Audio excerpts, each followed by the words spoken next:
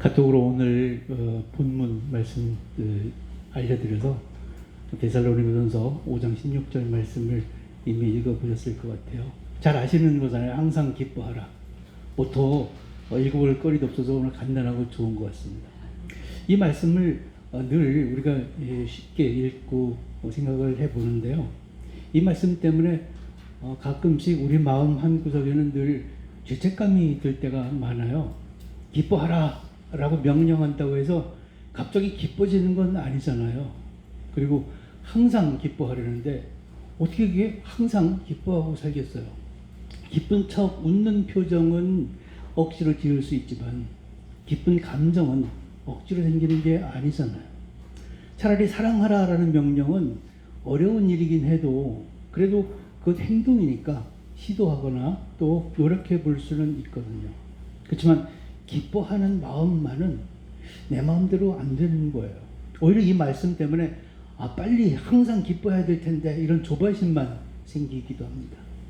그러다 보면 성경 말씀 그대로 항상 기뻐하는 성도로 보여지고 싶어지고요.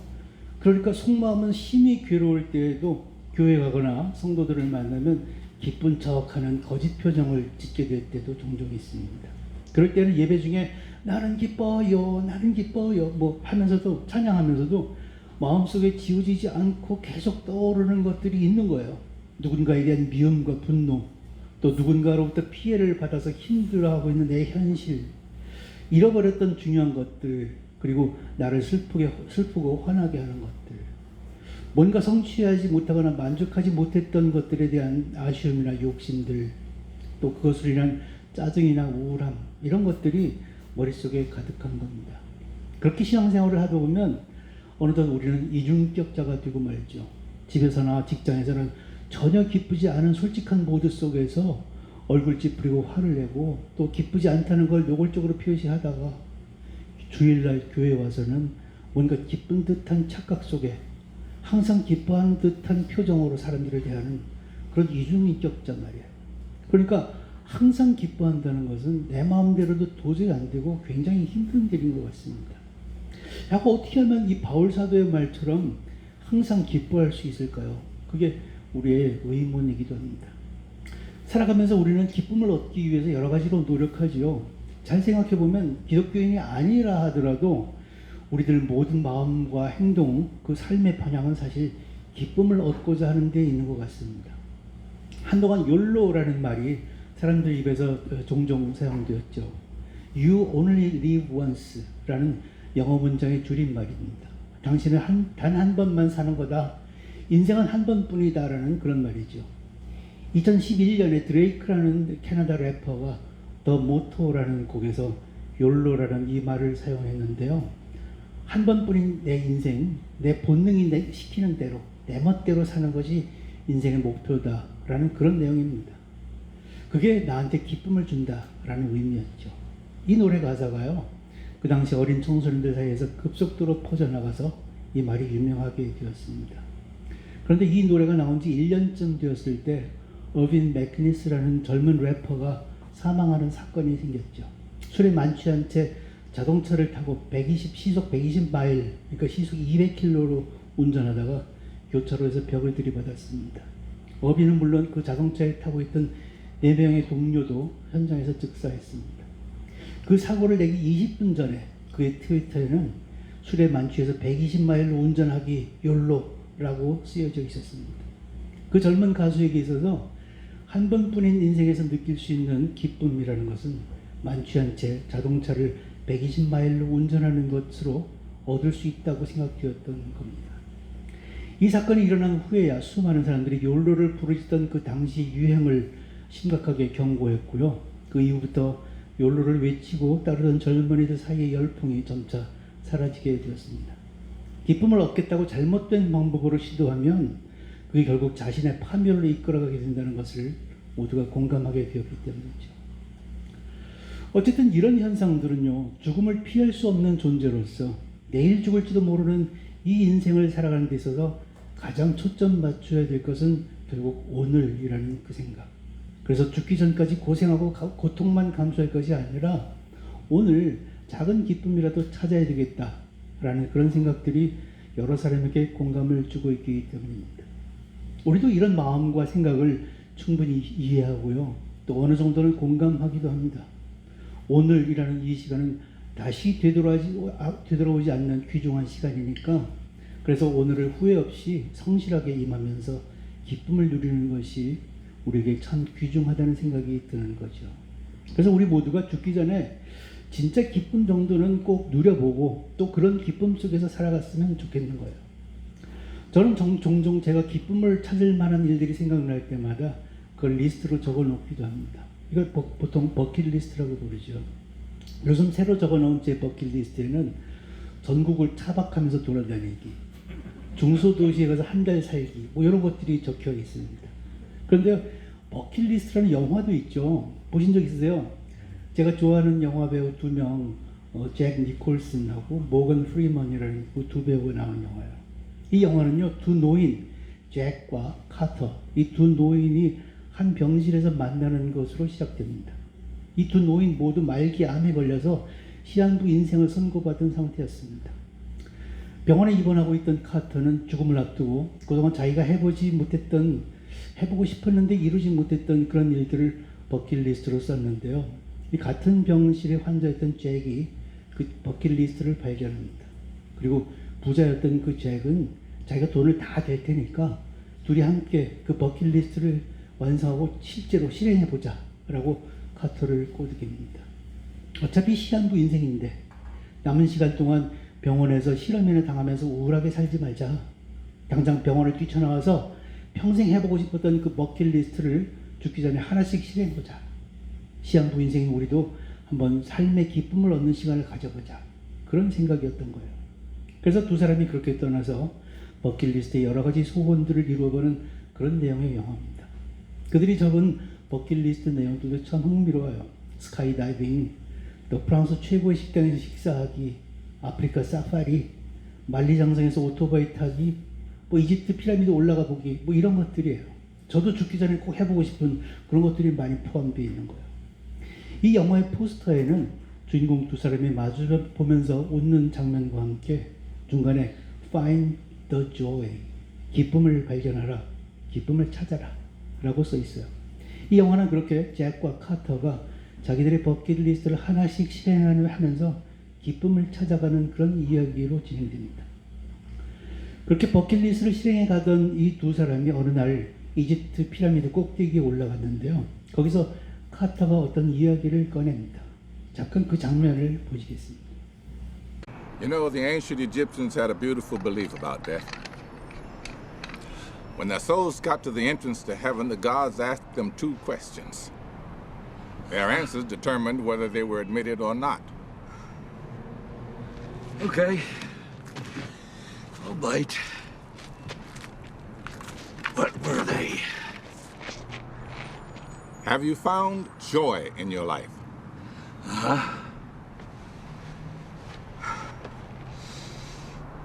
Answer the question. Me? Yeah, you. Answer the question. Have I found joy in my life? Yes. Yes. Has your life brought joy to others?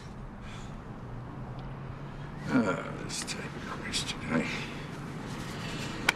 I don't know. I don't think about how other people gauge. Ask them. I'm asking you.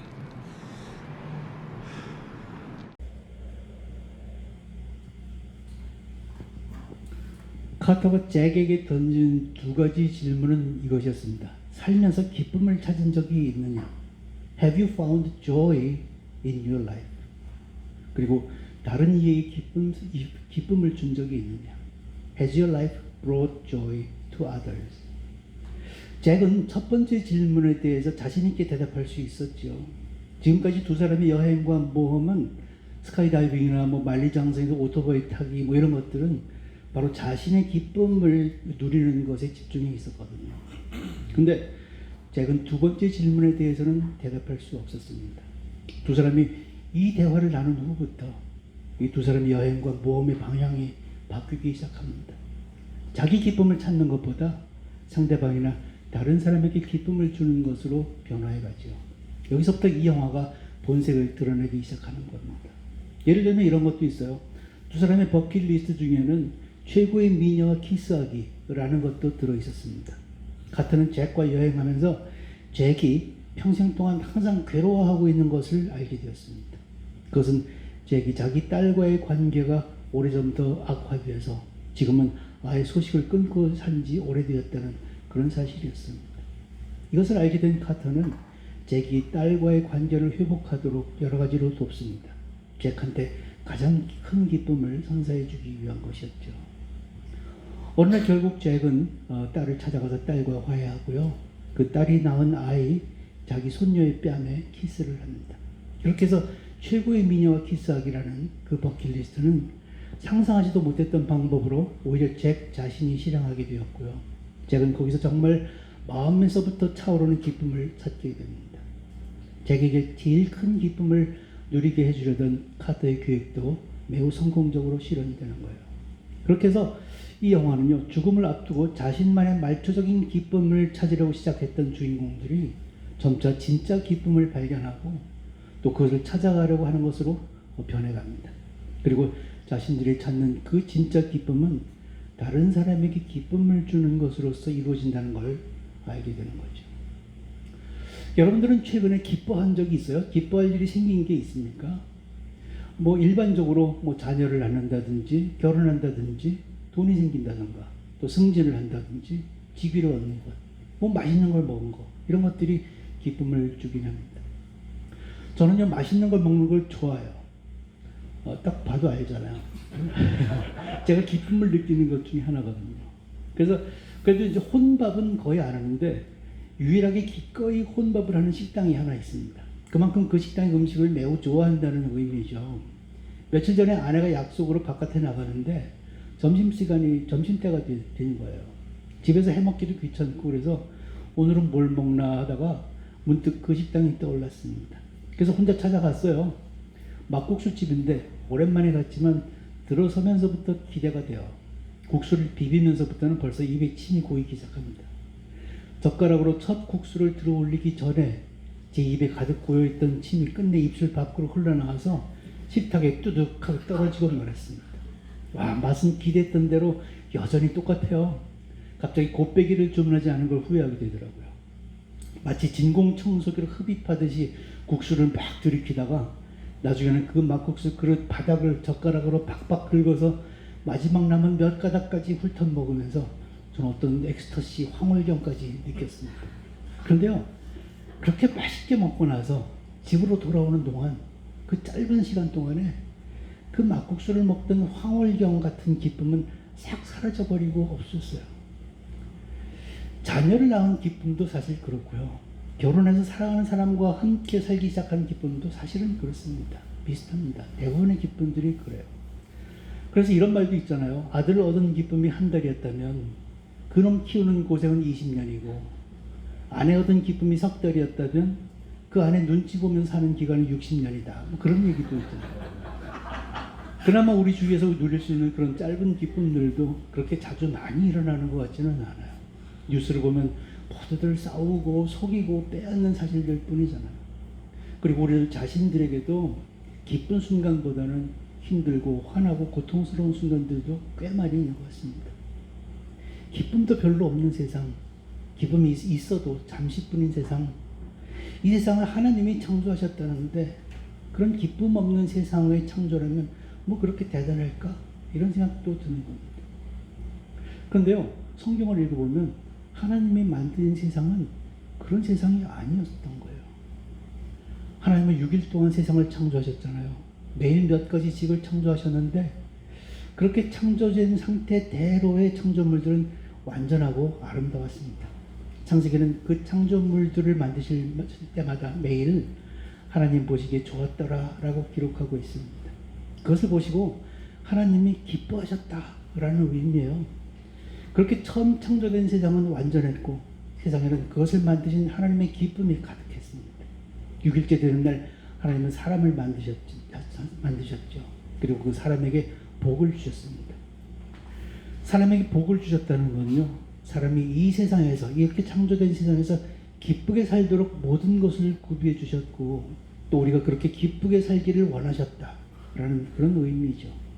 하나님께서 창조 후에 느끼셨던 그 기쁨을 우리 사람들도 똑같이 누리기를 원하신 겁니다. 그렇다면 바로 그 기쁨이 우리가 찾고 있는 기쁨일 것 같아요. 그러면 우리는 어떻게 하면 하나님이 창조하실 때 우리에게 주셨던 그 기쁨을 발견하고 또 기뻐하면서 살 수 있을까요? 기쁨이나 기뻐하다라는 말이 유독 많이 사용된 성경책이 몇 개가 있지만 그 중에 제일 많이 나오는 것은 시편입니다. 다윗의 시 중에는 이런 표현들이 참 많이 나와요. 예를 들면 5장 11절입니다. 시편 5장 11절 그러나 주께 피하는 모든 사람은 다 기뻐하며 주의 복으로 말미암아 영원히 기뻐 외치고 주의 이름을 사랑하는 자들은 주를 즐거워하리이다. 그러니까 내 기쁨과 즐거움의 원천은 하나님께 피하는 것, 하나님이 보호하시는 것, 거기서부터 시작된다라는 그런 의미죠. 이런 방식으로 다윗이 시편에서 노래하는 주제 중에는 이 기쁨이라는 표현이 참 많이 나옵니다. 그렇게 해서 하나님께로부터 오는 이 기쁨을 많이 노래하는 것은요, 그게 다윗의 오랜 묵상과 경험 끝에 나온 고백이라는 의미죠. 왕으로서 권력과 부귀영화 그리고 세상 사람들이 부러워하고 기뻐할 만한 그런 것들을 다 누려봤지만 그러나 가장 본질적이고 영원한 기쁨은 결국 하나님이 주시는 기쁨뿐이더라. 하나님의 임재와 보호 아래로 들어가는 것뿐이더라. 그런 고백인 겁니다. 다윗은요, 이 기쁨을 시로만 노래하는 것이 아니라 실제로 그의 삶 속에서 하나님의 임재와 보호가 주는 그런 기쁨을 제대로 실감하며 사는 사람이었습니다. 예를 들면 이런 거였죠. 하나님의 교회를 다윗의 성으로 이전할 때 다윗은 정말로 기뻐했어요. 다윗은 그 교회 앞에서 체면을 다 던져버리고 덩실덩실 춤추면서 그 기쁨을 표현했습니다. 다윗은 하나님의 교회, 바로 그 하나님의 임재가 다윗 성에 함께하게 된다는 것, 그것 자체가 무엇보다도 가장 기쁜 일이라는 것을 명백하게 알고 있었기 때문입니다. 그래서 왕으로서의 체면이고 뭐고 다 집어치우고 기쁨을 가리지 못한 채 가장 자연스러운 춤이 그 몸에서 터져 나온 거예요. 그렇다면요, 우리도 정말 길바닥에서 덩실덩실 춤을 출 정도의 이런 기쁨, 하나님이 주시는 기쁨을 찾아서 누리고 싶은데 그럼 도대체 뭘 어떻게 하면 되는 걸까요? 먼저 구약 성경에는 이런 구절이 나옵니다. 내 하나님 여호와께서 내 손으로 하는 모든 일과 내 몸의 소생과 내 가축의 새끼와 내 토지 소산을 많게 하시고 내게 복을 주시되 곧 여호와께서 내 조상들을 기뻐하신 것과 같이 너를 다시 기뻐하사 내게 복을 주시리라. 하나님이 나를 기뻐하실 거다. 이건요, 나를 기뻐하셔서, 하나님이 나를 기뻐하셔서 내게 복 주실 거라는 그런 말씀이죠. 나를 보기만 해도 하나님의 기쁨이 가득해질 때, 그렇게 내 존재 때문에 또 내가 하는 행동과 마음 때문에 하나님이 흡족해서 기뻐하실 때, 그때 내게 복이 주어지고 그렇게 하나님이 내게 기쁨을 주셔야 내 기쁨이 시작된다. 진짜 기쁨이 시작된다라는 그런 말씀입니다. 그러니까요, 내 기쁨은 하나님으로부터 와야 되는 건데 그러려면 먼저 하나님이 나를 기뻐하셔야 된다는 거예요. 야, 그럼 다음 단계는요, 어떻게 해야 하나님이 나를 기뻐하실까요? 하나님이 나를 기뻐하실지 안 할지는 그건 오직 하나님 마음에 달려있는 거 아니에요. 근데 그걸 내가 어떻게 조절을 하겠어요?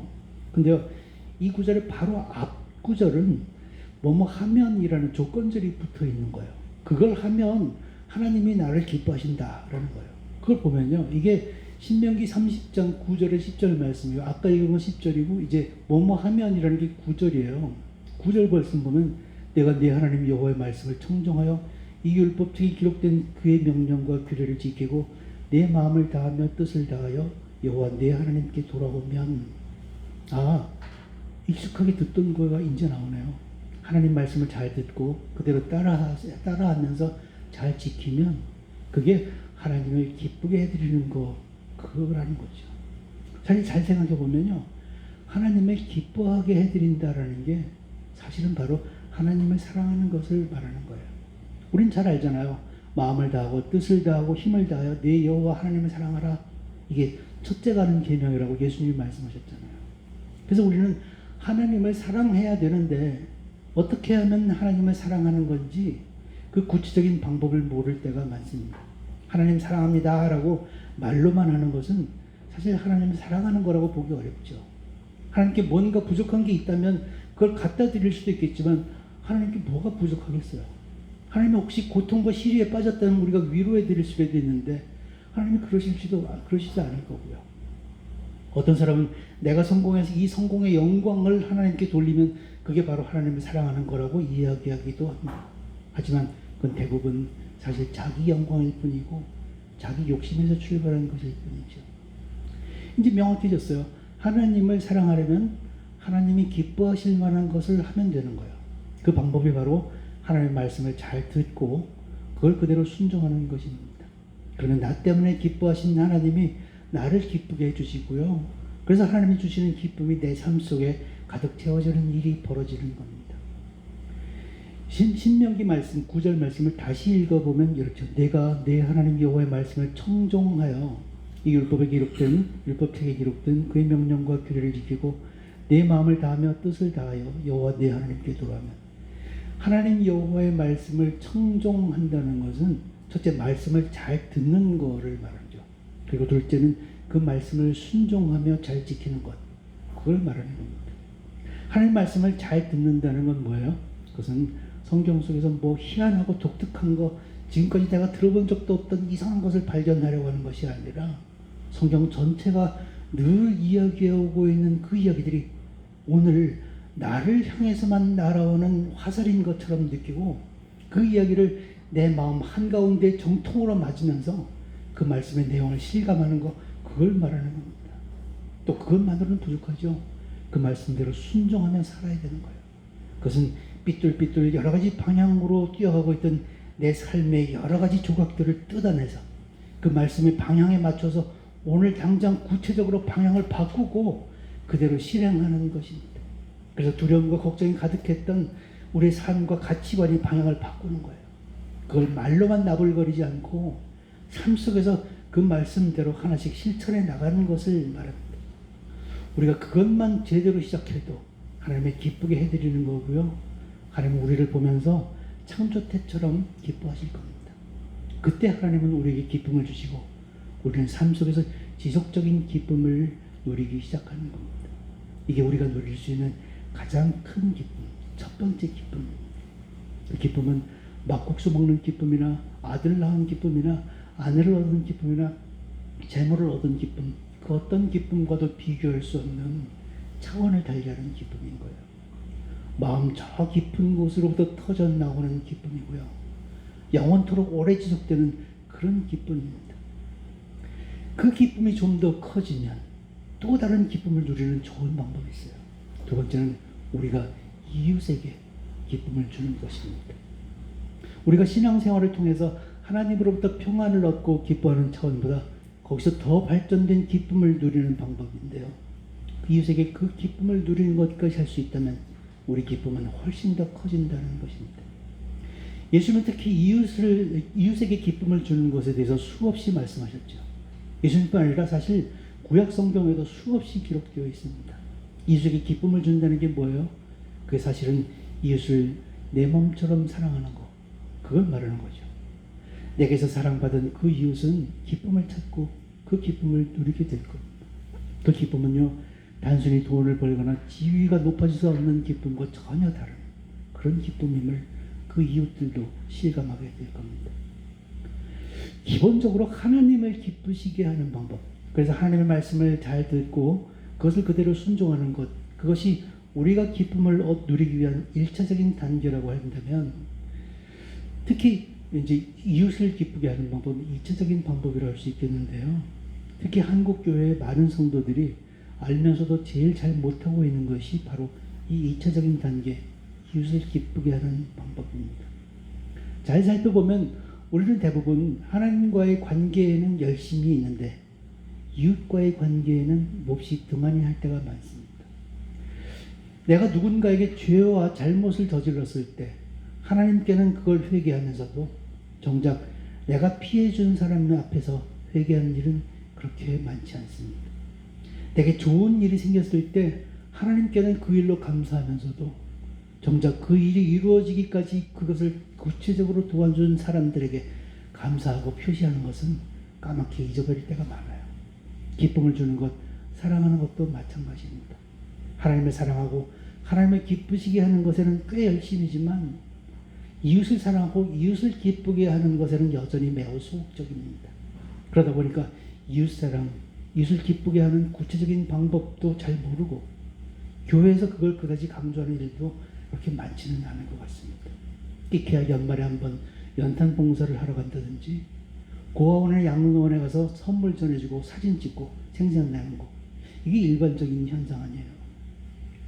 지난주일 이호영 목사님이 오셔서 노숙자 목회 경험을 말씀해 주셨는데요. 우리 모두 그 목사님의 그 실천하는 삶에 놀라고 또 감명받았습니다. 우리가 그 정도까지는 하지 못하더라도 우리는 우리 나름대로 내 손이 닿는 곳에 있는 이웃들을 실제로 사랑하는 일에 앞장서야 될 거예요. 그렇게 이웃을 기쁘게 하고 이웃을 사랑하는 것은 하나님을 기쁘시게 하는 일만큼이나 중요한 거예요. 아니, 그것도 하나님을 기쁘시게 하는 일 중에 하나입니다.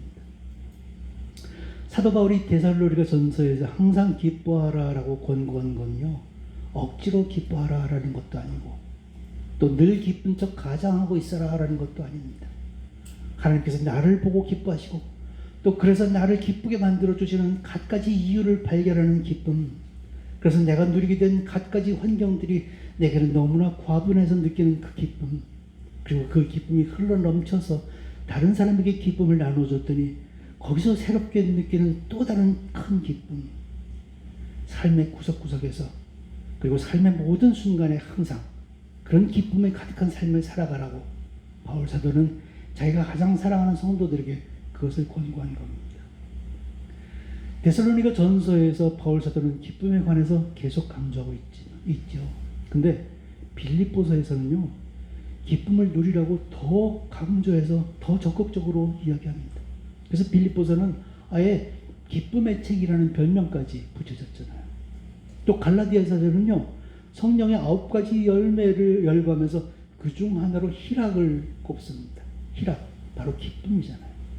성령으로 변한 사람에게서 나타나는 열매 중에 하나가 바로 기뻐하는 것이라는 말씀이에요. 고린도전서에서는 사랑의 속성을 설명하면서 이렇게 말하죠. 사랑은 진리와 함께 기뻐하며, 사랑의 본질 속에도 역시 기쁨이 들어있는 거예요. 로마서에서는 특별히 이웃을 기쁘게 하는 것에 대해서도 이야기합니다. 우리 각 사람이 이웃을 기쁘게 하되 선을 이루고 덕을 세우도록 할지니라.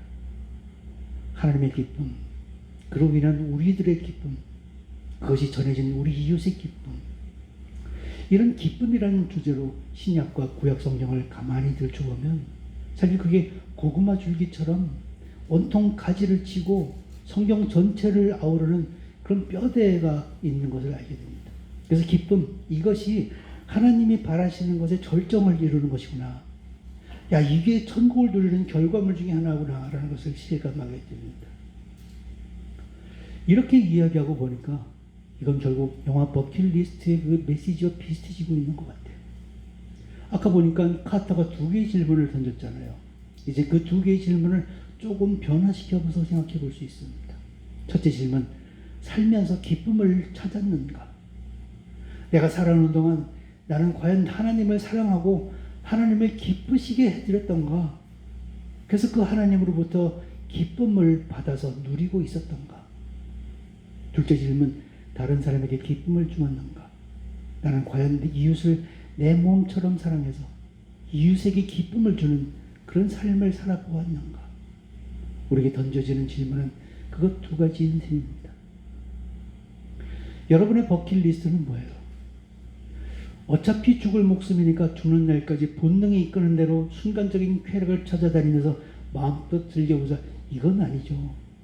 다시 되풀이할 수 없는 이 단 한 번의 인생 속에서 성경을 통해서 하나님이 그토록 반복해서 이야기하는 그 기쁨이라는 게 뭔지 그걸 직접 경험해보고 내가 그 기쁨으로 춤을 정실정실 추게 될 정도로 기뻐해보면 좋겠잖아요. 그리고 그렇게 경험한 기쁨을 내 주변 누군가 한 사람에게는 전해주면 좋겠잖아요. 사실 우리 모두 그렇게 하고 싶고 또 그 방법도 어느 정도 압니다. 그러나 문제는 그걸 실행하는 게 매우 어렵다는 거예요.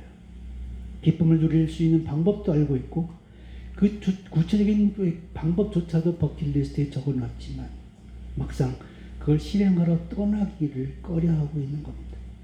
그래서 우리는 항상 기뻐하라라는 그런 해야 된다라는 그런 의무감 속에서 실제로는 정작 그런 기쁨을 별로 누리지 못한 채 그래서 매일 기쁜 척하면서 살아갈 수밖에 없는 겁니다. 다시 영화 버킷리스트로 돌아가 봐요. 영화가 시작되는 그 도입부에는요, 두 사람이 버킷리스트를 처음 작성하는 장면이 나옵니다. 카터는 자기가 평생 해보고 싶었던 그 몇 개를 버킷리스트로 종이에다가 적고 있었는데요. 그때 의사가 병실로 들어오죠. 의사는 카터한테 지금부터 1년 이상 살기 어렵다라는 그런 진단 결과를 이야기해 줍니다. 카터는 그 말을 듣고 크게 낙심하죠.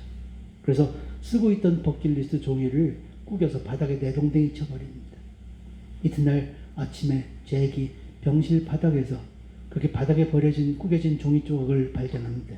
그래서 거기다가 자기 자신의 버킷리스트까지 또 추가로 적어놓죠. 그리고 둘은 카터와 잭은 이 버킷리스트를 실행하는 것에 대해서 이야기를 나누기 시작합니다. 이 장면을 잠깐만 보시겠습니다.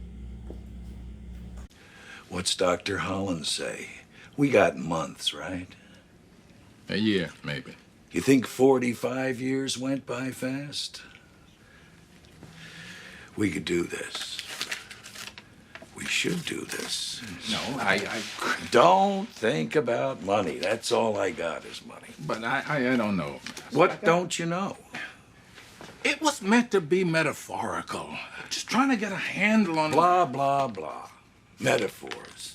You're the one crying you never took a shot. Here's your chance. My chance to what? Make a fool of myself? Never too late. What do you think happens now? I go back and sit around listening to people talking about mezzanine financing and subordinated debt, pretending that I care about dead money. You go home to some ceremonial procession into death with everyone standing around watching you die while you try to comfort them. Is that what you want? To be smothered by pity and grief? Well, not me. And in your heart, Carter, I believe not you either. We're both in the same boat. How's that for a metaphor? We got a real opportunity here. Opportunity? That is real twisted, even by your standards. We still feel good, right? Energy's coming back a little bit. Asymptomatic, the doc says. The way I see it, we can lay around here hoping for a miracle in some bullshit science experiment. Or we can put some moves on. 어때요? 이거 한번 진짜로 해보지 않으실래요? 진짜 기쁨을 발견하기 위한 내 버킷리스트 한번 만들고 실행해보지 않을래요? 카터의 말처럼 그 지금까지 만들어 놓은 그 버킷리스트가 그냥 비유일 뿐이고 머릿속에 담아둘 뿐이고 그냥 철학적인 관념일 뿐인가요? 나는 그것을 종이에다 썼다가 바닥에 던져버리거나 산업 속에 집어넣을 생각인가요? 그래서 죽음이 다가올 때까지 세상 사람들 사이에서 괜찮은 척, 잘 살고 있는 척, 즐거운 척이나 하면서 그렇게 살아갈 건가요? 잭이 말하는 것처럼 지금이 opportunity, 기회예요. 지금 아니면 결국 평생 못하는 겁니다. 한번 해보자고요. 죽음은 언제 다가올지 모르고 어차피 누구나 그렇게 오래 살지는 못합니다. 우리도 모두 시한부 인생이에요. 사실은 우리의 버킷리스트는 지금 아니면 못하는 겁니다. 우리들이 진짜 기쁨을 찾는 버킷리스트를 만들고 오늘부터 그것을 실행할 때입니다. 오늘 설교 메시지를 사실은 지난 연말쯤에 어느 정도 준비해 놨었는데요. 제가 준비성이 좋아서가 아니라 은퇴하고 나니까 별로 할 일이 없어가지고 시간이 남아 도니까 미리미리 준비한 거예요. 근데 지난 주일날 신 목사님 설교 말씀 들으면서 저 혼자 깜짝 놀랐어요. 사전에 신 목사님과 설교 주제를 의논한 것도 전혀 아니었는데 지난 주일날 신 목사님의 새해 첫 메시지는 이웃사랑에 관한 거였잖아요. 제가 이번 주일에 설교할 메시지가 상당히 비슷한 주제인 거예요. 게다가 설교 후에는 이호영 목사님 모셔서 구체적인 이웃사랑 사역에 관해서 말씀해 주셨잖아요. 이걸 보면서 저는 연초부터 하나님께서 우리 교회 공동체에게 주시는 가장 중요한 메시지라는 생각이 들었습니다. 오늘 예배 후 나눔 시간은요, 우리가 특히 이웃에게 기쁨을 주는 방법에 대해서 이야기해 보기를 원합니다. 누군가 내 이웃에게 기쁨을 줄 것이라고 생각되는 자기만의 구체적인 방법과 구체적인 아이디어, 또는 과거에 해보니까 이거 참 효과적이다라는 그런 이야기를 함께 나누었으면 좋겠습니다. 제가 이웃에게 기쁨을 줄 버킷리스트 몇 개를 적어봤어요. 너무 어렵거나 대단한 거 말고요.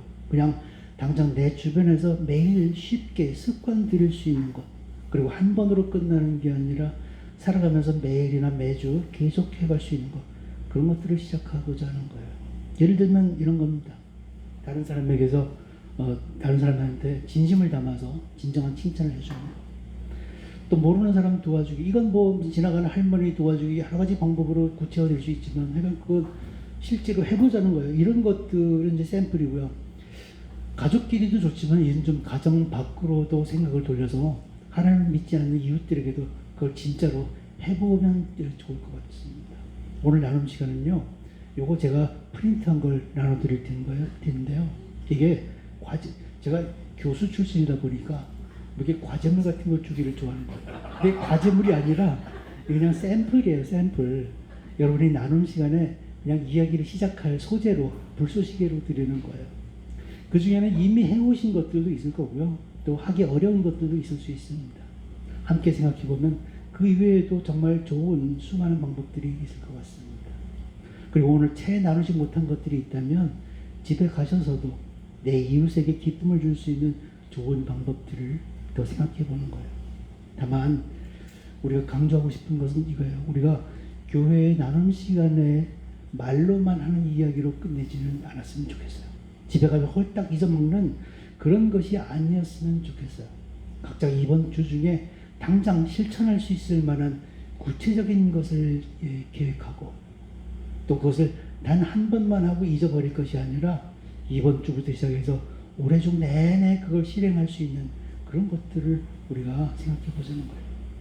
이렇게 현실로 시작하는 이 시작이 우리 각자에게 새해 출발점이 되기를 원합니다. 그래서 각자의 처한 상황과 환경 속에서 이웃들에게 더 큰 기쁨을 안겨주는 사람이 되기를, 그래서 그것으로 인해서 우리들 자신이 훨씬 더 큰 기쁨을 경험해보는 그 일들이 올 한 해 동안 일어나기를 축복하며 기도합니다. 하나님 아버지, 항상 기뻐하라는 성경 말씀을 우리 한번 함께 나누고 묵상했습니다. 이 말씀이 우리의 깨달음의 대상으로만 그치지 않게 하시고, 철학과 관념으로만 머물지 않게 하시고, 우리의 삶 속에서 구체적인 방법으로 기쁨을 얻는 그 일들을 실현해 나갈 수 있도록 우리들에게 지혜와 용기 더하여 주시옵소서. 이제는 예수 그리스도의 은혜와 하나님의 사랑과 그리고 성령님의 교통케 하심이, 이제 기쁨을 찾는 것, 하나님을 기쁘게 해드리고 그 하나님으로부터 기쁨을 얻는 것, 그리고 예수에게 기쁨을 주고 또 그 기쁨을 우리가 또 나누는 것, 이런 일들을 시작하려고 새해를 시작하는 우리 주뜻 연합교회 모든 성도들과 그들의 공동체, 그들이 속한 가정과 그 모든 사회 속에 주께서 이곳 지금부터 영원토록 함께 하실 것을 간절히 축원하옵나이다. 아멘.